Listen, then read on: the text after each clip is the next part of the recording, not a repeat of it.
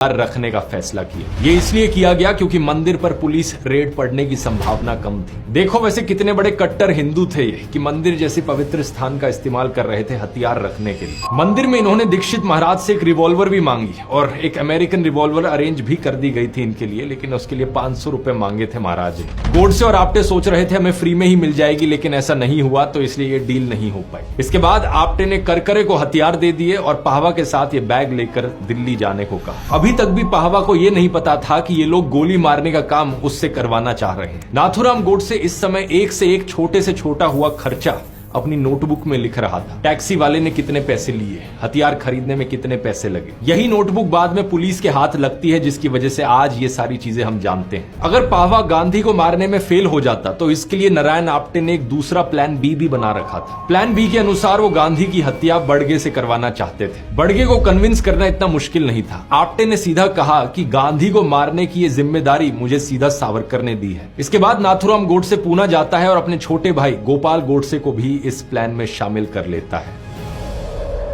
17 जनवरी 1948 सुबह के 7 बजे गोडसे, आप्टे, बड़गे और शंकर बॉम्बे के वीटी स्टेशन पर मिलते हैं। सुबह इन्होंने कई लोगों से मिलकर पैसे इकट्ठे किए और इसके बाद गोडसे ने कहा कि इनको सावरकर के दर्शन कर लेने चाहिए।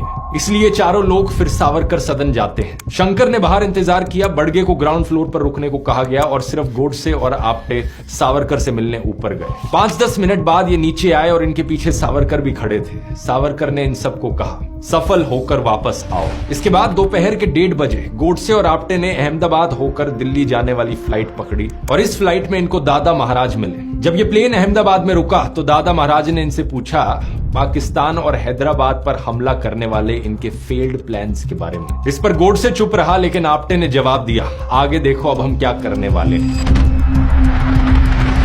वैसे यहां सोचकर देखो दोस्तों, ऐसे लोग जो अपनी कट्टर विचारधारा के चलते दूसरे शहरों पर हमले करने के प्लान्स बनाते हैं, किसी इंसान को असैसिनेट करने के इतने डिटेल्ड प्लान्स बनाते हैं, ऐसे लोगों को एक आतंकवादी कहना जायज नहीं होगा।